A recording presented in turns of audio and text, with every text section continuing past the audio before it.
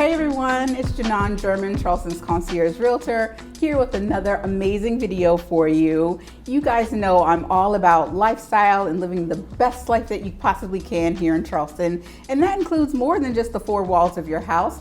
You got to get out, meet some new people, and today I'm introducing you to Caroline Cleveland. And Caroline is the author of this amazing book, When Cicadas Cry. And we're going to talk to her about her life and this amazing book and why you should check it out. Thanks for being here. Thank you for having me. I'm so excited to talk with you. You're actually the first author that I've ever interviewed, so thanks for chatting with me. Good for me. This is the first book I've ever written, so we'll both be each other's first here. That's amazing. That's amazing. So I've heard a little bit about you, but tell my viewers and friends a little bit about yourself and your background and what got you into writing this fantastic book. Well, I'm a native South Carolinian. I grew up in mostly small rural towns. Walterboro, it was a lot smaller then. We didn't have as many TV stations as we have with cable now, and books were a big part of my life. Reading and that's been a lifelong passion for me, and eventually my love of the written word took me to law school. Ooh. And I have practiced here in Charleston for about 33 years now. Wow. So it's been a while. Wow. And I love to read. I gravitate towards mysteries and suspense novels. Yeah. So, and I found that I was guessing the endings and sometimes even saying, no, it should have been so and so. Right. So I thought you could do it better. I thought I might be able to, so I given it a try. There you have it. You've done that with this great book. So tell me more about the book. What inspired you to write this great mystery novel? It's been writing in my head for a good 10 years. Really? I had the genesis of the idea. I wanted a young lawyer who was hired on a modern day case, but the case would be connected to a cold case as old as the lawyer was. So the lawyer had no idea he was looking for anything, much less what he was looking for. So that idea was kind of in my head for a long time, and it just layers piled on as he met other characters and other parts of it sort of came to life. My characters talk to me in my head sometimes. So little by little they came to light, and then I was working on it a little more often in the 2016-2017 era. And of course this is in the aftermath of the Mother Emanuel massacre and the Walter Scott shooting, and that was a big thing in our community. Absolutely. You really couldn't look away from it. So as I'm writing about my characters, I realized if they're here right now, they're gonna feel this too. So that kind of got built into it. I did not intend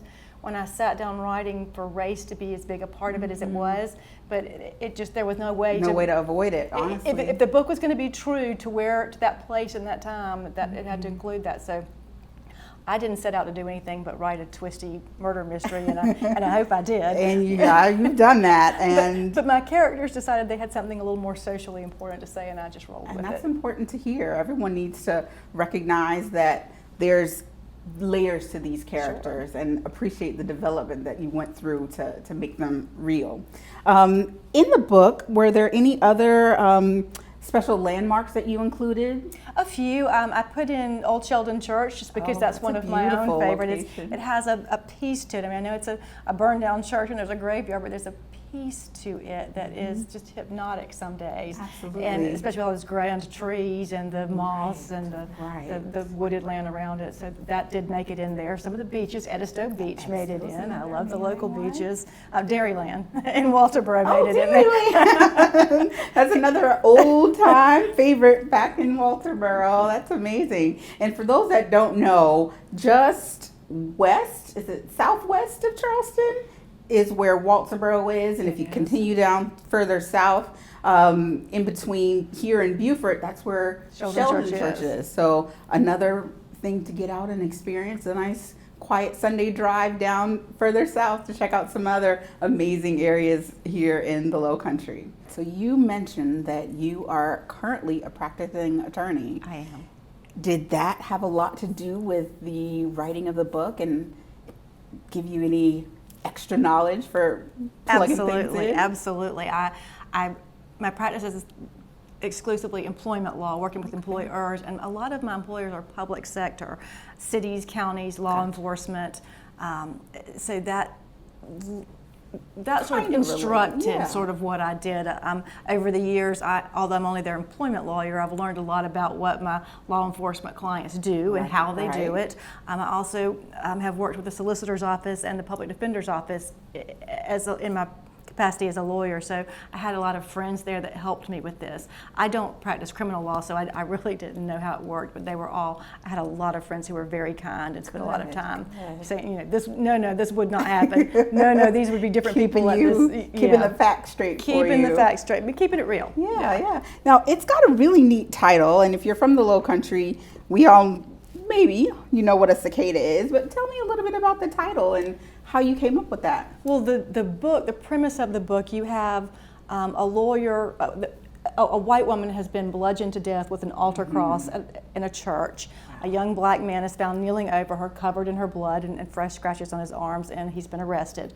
Our protagonist, Zach Stander, doesn't believe he's guilty, and he steps in to defend him. So as this is happening, Zach's love interest is former law enforcement, and she takes on a cold case from Edisto Beach 34 years ago, from the 1980s. And they start working their respective cases, and the stories start to converge, and we start seeing some similarities in the cases, and they start to wonder, could there be some weird connection? What they haven't wondered yet, though, or figured out yet, is that the killer is in their inner circle. Ooh. And they don't know this, but the reader does know No this. spoiler alerts. No spoilers. No spoilers. The killer is in their inner circle. Oh, wow. and is watching what they do. And you know this, the reader knows this, because there are some scattered chapters in the first person with the killer talking anonymously directly to the reader that the other characters cannot hear. That makes it super interesting. Oh my goodness, you've got to get this and check it out. Sounds like it would make a really great movie. Oh, well, if you know anybody with a camera, give us a call. Let's get it produced. That'd be great. That would be a lot of fun, wouldn't it? It would, sure would. So the plot sounds amazing, super, super interesting, and really pulls you in. Now again, back to the title, When Cicadas Cry. And tell us about cicadas and what made you think to add them into your title. It's symbolic of the story itself. You know, the story, we have this new murder that's just happened, but there's really an old sin that's been breeding under the surface and kind of come back out. So that's what cicadas do. So I felt that was symbolic. So fitting. Well, and it really played a big role now, because we just had those two big broods come out.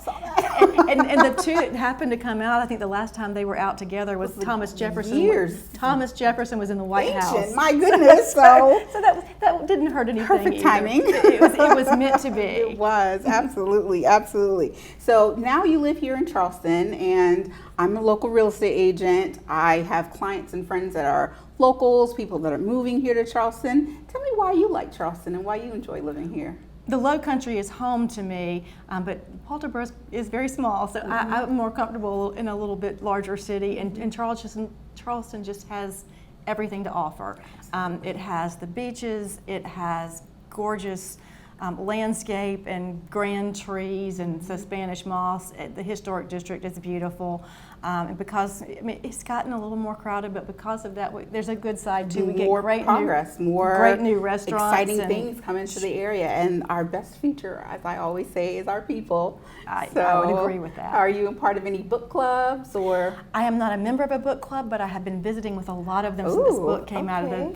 The themes in the book seem to work well for book club groups, and I'm going tonight with another group. So very cool, very cool. So if anyone wants to get in touch with you and maybe have you come join their book club and visit with you, how can they get in touch with you? My website is CarolineClevelandAuthor.com, and I use the same handle on Instagram, Caroline Cleveland Author. So if someone wants to purchase this book or grab it locally, where can they find the book? Well, it's right down the street at Buxton's Books. Okay, right here. It's also at both of the local Barnes and Nobles, and there may be some of the other local stores. I'm just not sure. Cool. And then all your normal outlets. Normal outlets. Awesome. Caroline, this has been so fantastic chatting with you. I really appreciate you sharing all about your amazing book and talking about your life and experiences here in Charleston. I appreciate the opportunity. Be sure to check out Caroline's website, and of course, look for her book, When Cicadas Cry. I'm Janon German, Charleston's Concierge Realtor, here to help you with all of your real estate needs. feel free to contact me at janongermanrealtor.com. Thanks for watching.